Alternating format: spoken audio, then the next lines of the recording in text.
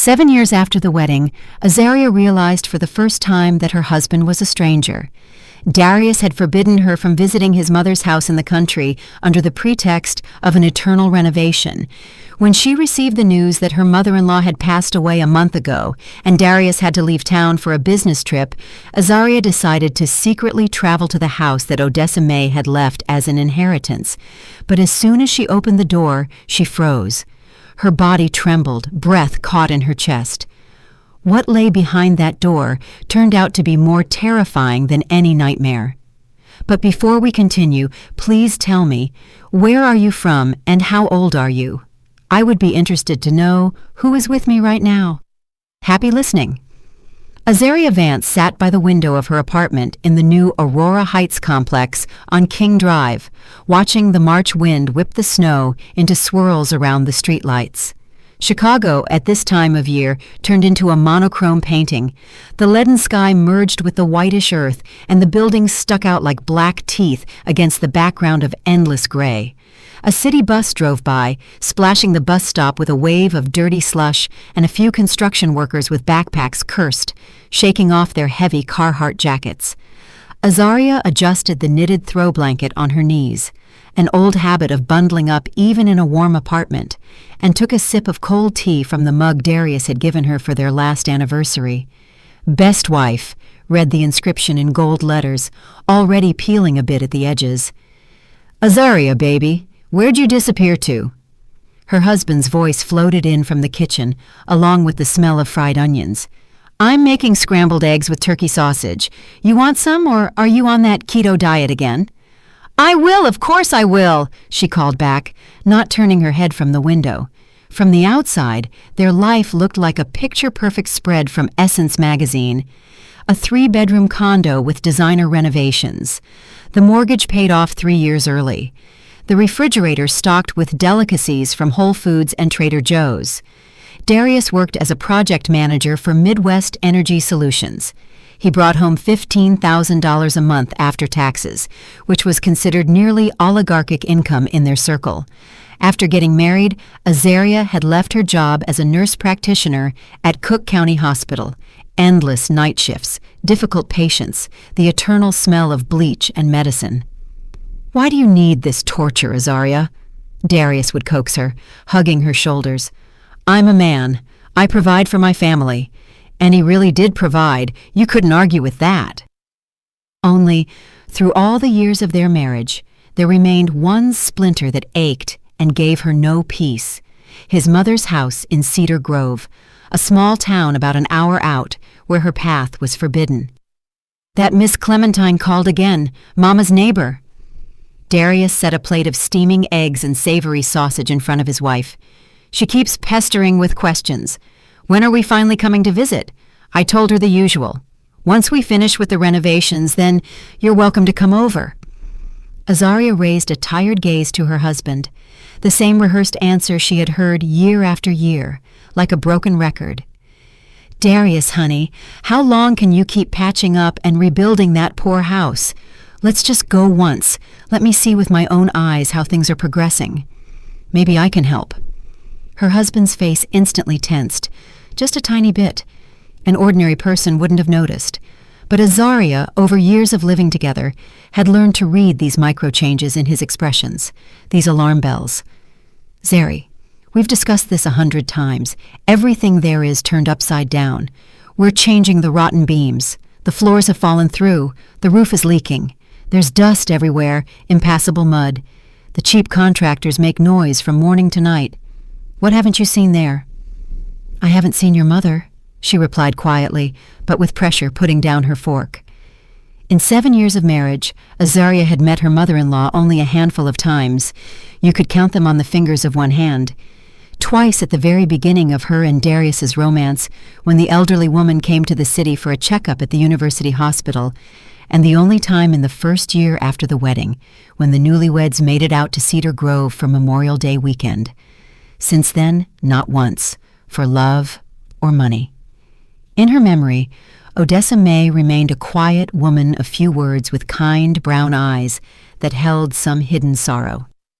At their first meeting, when Darius introduced them, his mother had unexpectedly hugged Azaria and stroked her back with a maternal gesture. "You take care of my Darius, baby girl. He's a good man, just been very lonely."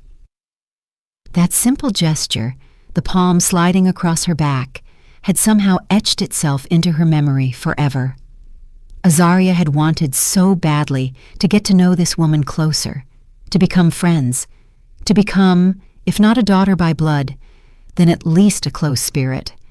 But the iron door to her mother-in-law's house had slammed shut in her face. "Mama hasn't been feeling well lately." Darius sat opposite, smearing yolk on his plate with a piece of cornbread. "Her heart is acting up. Her pressure jumps up and down. I take her to the county clinic every month for checkups. I buy expensive medicine at the pharmacy. Don't worry, baby. Everything is under my control. Everything's cool." "Can I at least call her? Hear her voice? Say hello?" "Her phone is broken. I've told you this 150 times. The reception in that town is garbage, barely catches a signal, and even then, only if you press yourself against the window on the second floor. Next time I go, I'll buy her a new device, some simple flip phone." Azaria silently picked at her eggs, which suddenly seemed rubbery and tasteless. 2 years ago, Odessa May's number had stopped answering. Long beeps went into the void. And before that, there were those strange words spoken in a weak voice into the receiver. "You just ask Darius, daughter. Let him decide when you should come."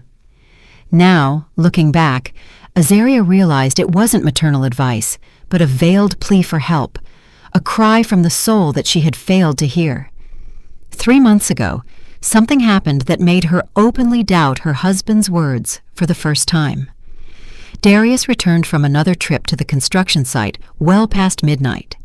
Azaria wasn't asleep. She was waiting in the hallway. On his Timberland boots, she noticed not the usual construction dust or cement crumbs, but clumps of fresh reddish clay, moist, sticky, thickly adhering to the soles. "Where did this clay come from, Darius?" she asked, pointing to the dirty tracks on the rug.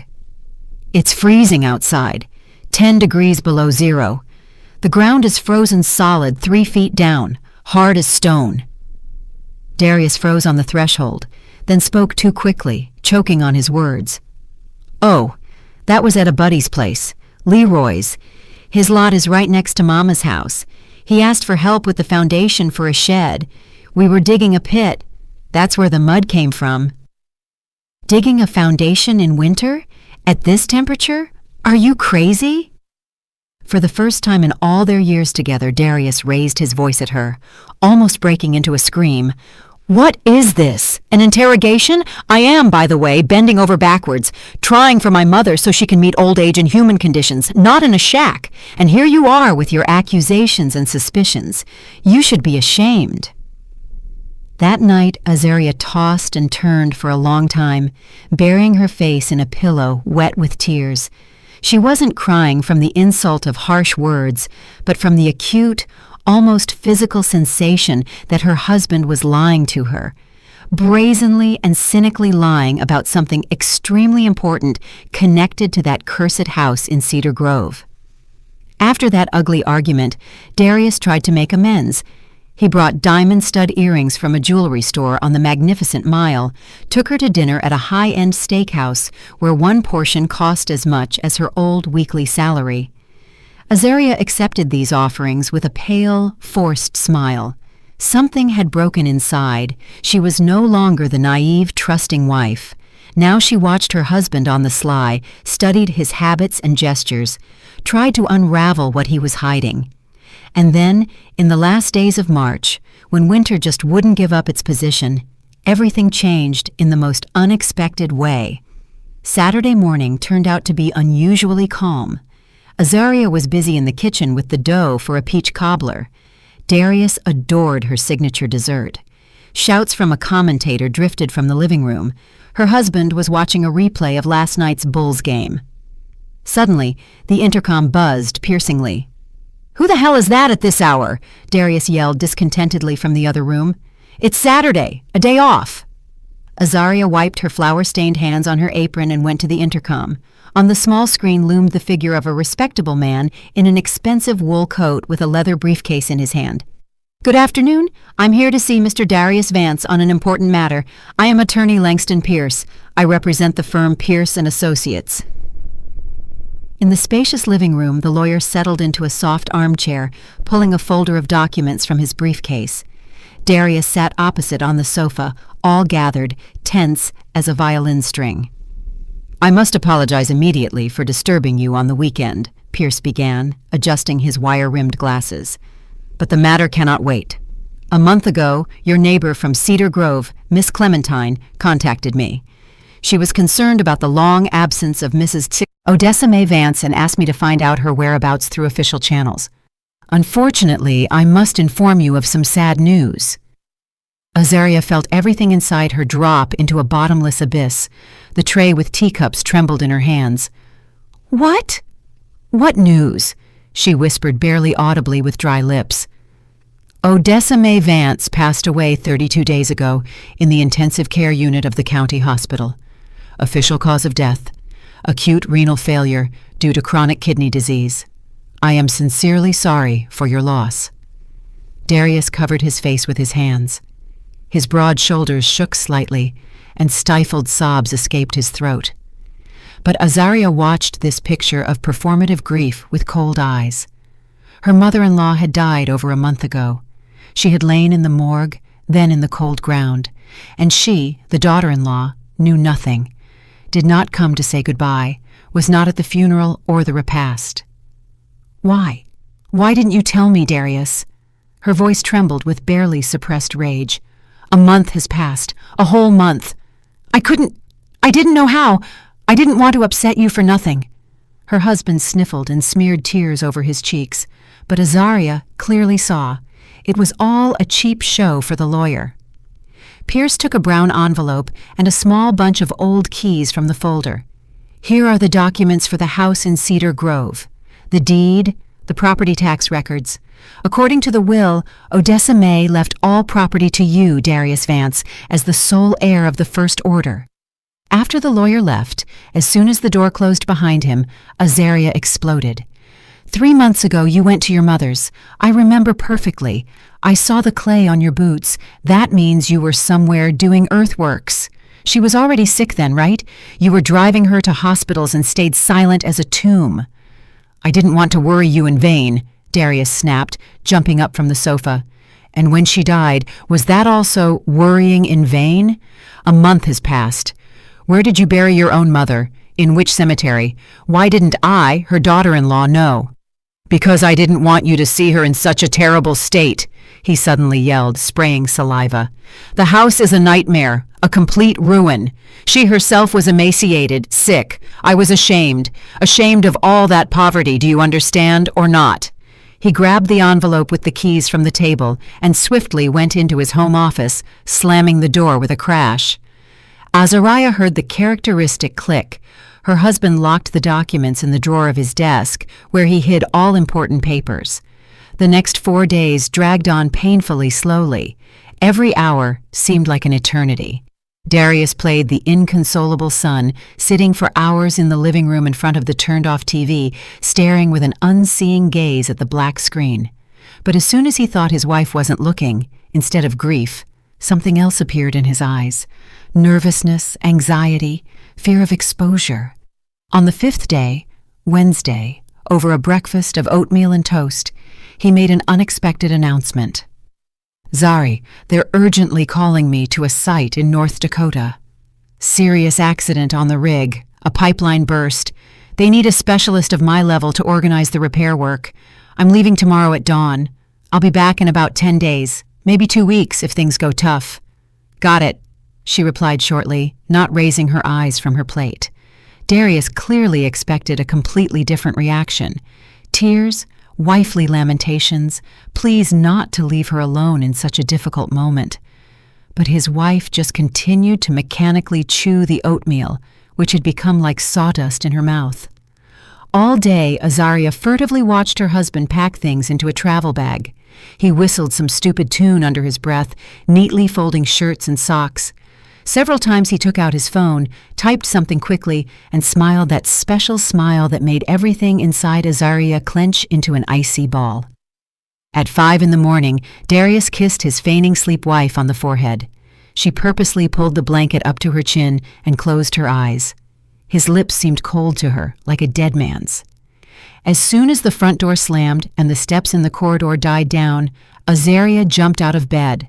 A clear plan of action had already matured in her head. Her husband's office, of course, was locked, but she remembered one small detail. In the pocket of his work jeans, which were lying in the laundry hamper, there was always a miniature key to the desk drawer. Rummaging in the bathroom, she found the coveted ring. And the spare key to the office itself, Darius, in his self-confidence, kept in the top drawer of the dresser in the hallway. Apparently, he considered his wife incapable of rebellion and espionage. In the desk drawer, she found what she was looking for, the bunch of old keys to the house in Cedar Grove and a thick blue folder labeled House Renovation, Cedar Grove. Azaria opened the folder, expecting to see estimates, contracts, certificates of completed work. But inside there were only receipts, hundreds and hundreds of receipts from Home Depot and Menards, bags of cement, truckloads of sand and gravel, rebar, siding, insulation, drywall. All receipts were punched neatly once a month for many years. The total amount of expenses approached $400,000, a fortune. Between the receipts, Azaria found a small note written in an unfamiliar female handwriting. Rounded, slightly slanted, obviously young. "She's out of pills again. Need to buy urgently." The strange phrasing alerted her. She, not I or Mama Odessa. Shoving the keys into her coat pocket, Azaria left the office. An hour later, she was already shaking in an old Greyhound bus heading toward Cedar Grove. She bought the ticket with cash. Bank transactions could be tracked. She intentionally left her mobile phone turned on at home on the nightstand. Let Darius think she hadn't left the city. Cedar Grove met her with ringing silence and the tart smell of pine forest mixed with smoke from chimneys. The town turned out to be not such a backwater as her husband had described. It was a quite lived-in place with paved streets, brick buildings, a modern administration building, and even a small strip mall. In the grocery store, a full-figured cashier with a warm complexion gave the unfamiliar visitor a curious look. "You here to see someone specific, Sugar? Maybe I can tell you how to get there?" "To Odessa May Vance. I'm a distant relative from the city," Azaria lied, ashamed to admit her true status. The woman threw up her hands and shook her head. "Oh, Lord have mercy, Odessa May passed on already. More than a month since we laid her to rest in our churchyard. May she rest in peace. She was a good woman, quiet, never crossed nobody." "And where is her house located? I just want to take a look." "Well, you go right past the post office, then turn onto Pine Street.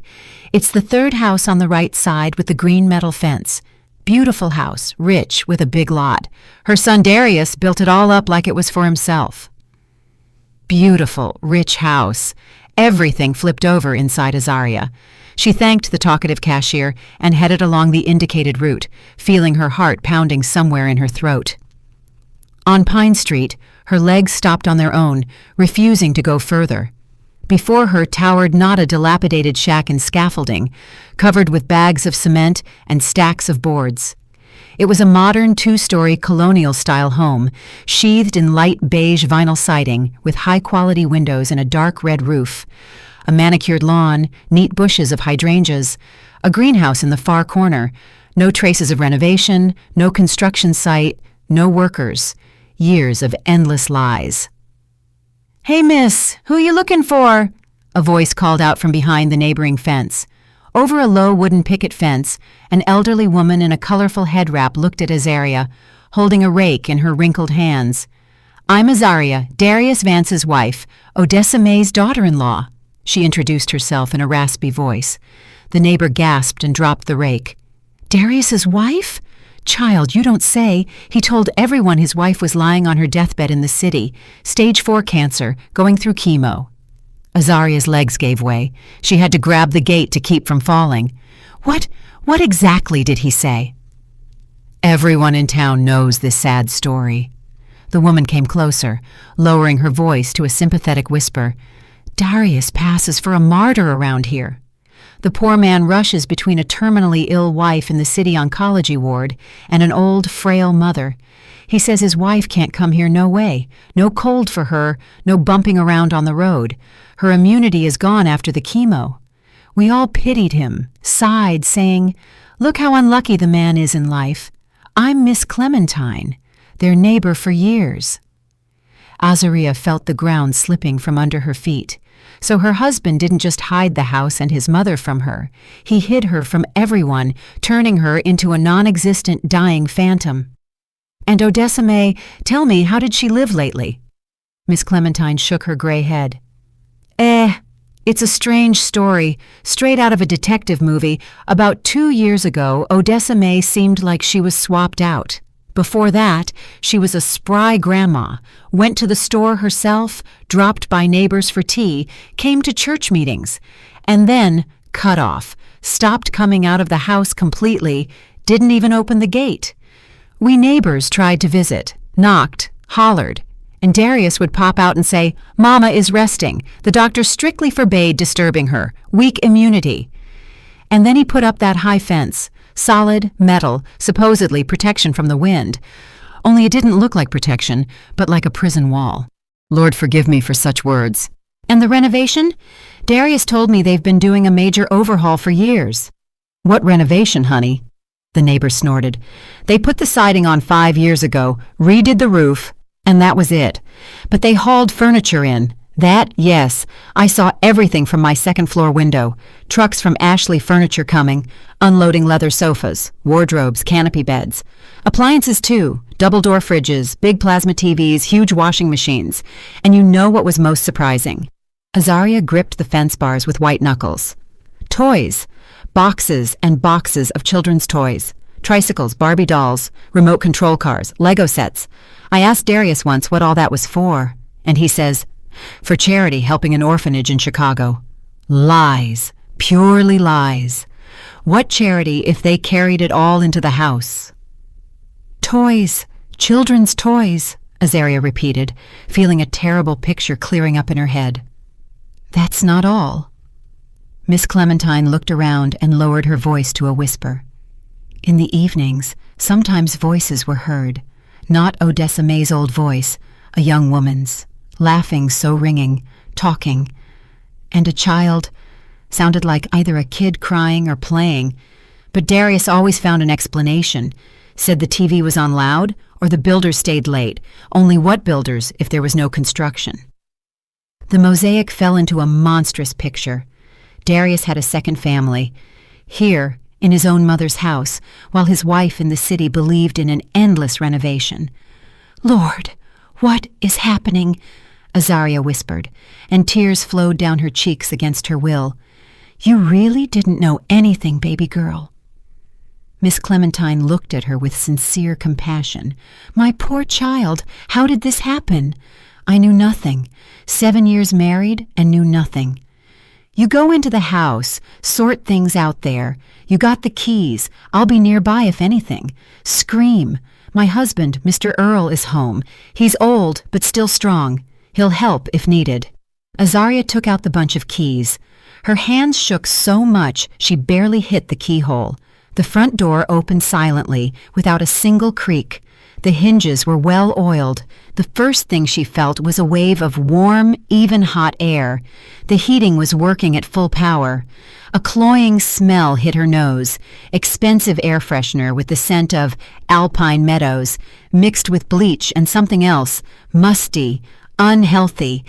The spacious living room struck with immodest luxury. Expensive laminate looking like natural oak, a huge corner sofa made of chocolate-colored eco-leather, a coffee table made of tempered glass. On the wall, a TV panel the size of half the wall. But the main thing that caught her eye was the photographs. The entire wall, from floor to ceiling, was hung with frames of different sizes. Darius against the background of the pyramids in Giza. Darius in a ski suit on a slope, judging by the landscape aspen, or vale.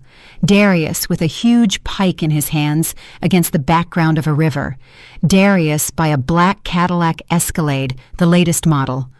On this entire wall of boasting and narcissism, there was no place for a single photograph of his mother, not a single shot of Azaria.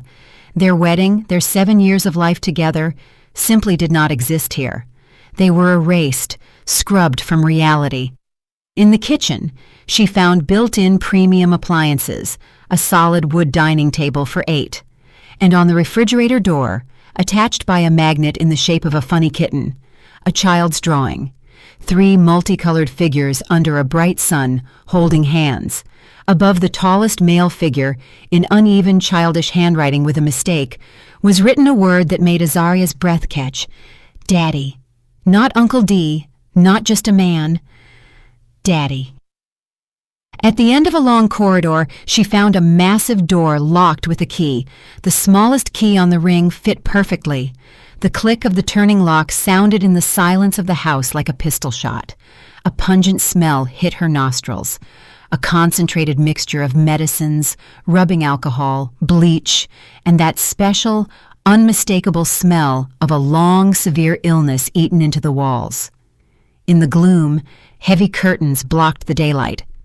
Azaria made out a hospital functional bed with metal rails, an IV stand looking like a metal skeleton, a compact oxygen concentrator in the corner. On the bedside table, a whole battery of medicines, vials, blisters, boxes, syringes, and packages. Here they kept Odessa May. In her own house, they turned a room into a hospital ward prison, a solitary cell. But that turned out to be only half of the spacious room. The opposite wall, located directly opposite the foot of the hospital bed, so that the person lying there saw it constantly, was wallpapered with cheerful blue paper with teddy bears and hung with photographs in bright frames. Family shots. Darius hugging a young, beautiful, light-skinned woman with long hair. She looked about 25, no more. Darius with the same woman and a child of about 3 or 4. The boy was the spitting image of his father. The same facial features, the same smile. Photos at a water park. The child on Darius's shoulders screaming with delight. Shots from a birthday party. Both adults bending over a birthday cake with candles, kissing the toddler on his chubby cheeks. A photo on this very leather sofa in the living room. The 3 hugging, portraying the ideal happy family. And the creepiest, most monstrous shot. Darius, the woman, and the child posing with wide smiles right at the foot of the hospital bed. And on the bed, the emaciated beyond recognition figure of his mother, with an empty, extinguished gaze staring into nowhere, a living corpse as a background, as a piece of decoration for someone else's family happiness. Her legs gave way, and Azaria slid down the wall onto the cold linoleum. Everything fell into place with terrifying clarity. There was no renovation at all. The money, hundreds of thousands of dollars, went to support a second family, this secret sweet life, and Odessa May turned out to be locked in her own house, chained to a bed, forced day after day to watch her son's happiness with another woman and child, of whose existence Azaria didn't even suspect. With difficulty getting up, she went to the bedside table. In the top drawer, under packs of adult diapers and underpads, she found an ordinary composition notebook with a frayed cover. A diary. The first entries were dated 3 years earlier, written in the neat handwriting of an elderly person. Darius said he's starting a big renovation, wants me to live out my days in warmth and comfort. Lord, give him health for his care. What a good son I raised. Entry a few months later. The house has become beautiful, even too luxurious for an old woman like me. But Darius ordered me not to go out on the street alone. Says it's slippery. I might fall and break my hip. I do as my son says. Then the handwriting became more shaky. Darius brought a young woman, Sienna. Said she's a colleague from work. She has problems with rental housing. Will live temporarily until she finds an apartment. Beautiful girl, polite. He put her in the guest bedroom. Only for some reason, Darius told the neighbors that I am seriously ill and cannot receive anyone. But I am healthy, only my legs hurt a bit.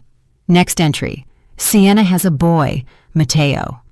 Darius explained it's her friend's son who got into an accident, temporarily watching him. But the boy has the same eyes my Darius had in childhood, gray-brown with sparks, and a mole on his neck in the same place. I am not blind and not stupid. Another entry, already with uneven letters. Asked straight out if this is your child, Darius. He got so angry, shouted so much, said I've lost my mind. Old senile woman. Since then, he locks the door from the outside, says it's for my own good, so I don't go out at night and fall down the stairs. The handwriting was getting worse, letters crawling apart. The last pages were covered with trembling scrawls. Heart pills ran out.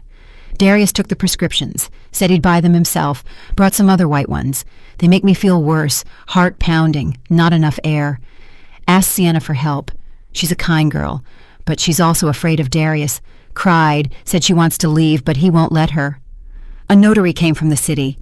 Darius demands I sign a power of attorney for all property. I refused. He threatened with Azaria, said an accident could happen to her in the city, a car crash or an attack. Lord forgive me. He uses the name of my daughter-in-law to break me. The last entry was completely illegible. He is no longer a son to me. A demon has possessed him, lives here with another woman and child, and I am dying in my own house. Azaria, baby, if you ever read this, forgive me for not being a good mother-in-law to you. I ask you for one thing. Punish him. Don't let him win. Help me, Azaria. Azaria pressed the notebook to her chest, and tears poured down like a stream. All this time, while she sat in the city apartment and believed in the endless renovation, her mother-in-law was dying here, locked up by her own son. From Miss Clementine's house, she called Attorney Pierce. He listened silently, only occasionally whistling in amazement. Mrs. Vance, Mr. Vance told me you were undergoing treatment at a cancer center. As you can see, I am alive, healthy, and in Cedar Grove. I have Odessa May's diary. Everything is written by her hand, how her son kept her locked up, switched her medicine, blackmailed her using my name. Terrible things happened here. I must confess to you. The lawyer's voice became serious. Odessa May did contact me 2 months ago. Called from the hospital where the ambulance brought her. She wanted to urgently change her will, leave all property to you, not her son. Said you were the only person she could trust, although she hardly knew you. I started preparing the documents, but a week later Darius showed up at the office, declared that his mother had senile dementia, she wasn't accountable for her actions, and 3 weeks later she passed away. The doctors said kidney failure against the background of improper treatment of the underlying disease. He killed her, Azaria said hollowly. Maybe not with his own hands, but he killed her. Starved his own mother for money and the chance to live with another family. Don't rush to call the police directly. Darius is cunning and dodgy. He might manage to hide or destroy evidence. I am leaving immediately along with trusted people from the district attorney's office. I have a friend, a detective who specializes in such cases. Miss Clementine, listening to the conversation, added an important detail. Azaria, Darius isn't in North Dakota on a job. He has a house in Lake Geneva, Wisconsin. I accidentally saw documents when I was delivering a notice from the mail.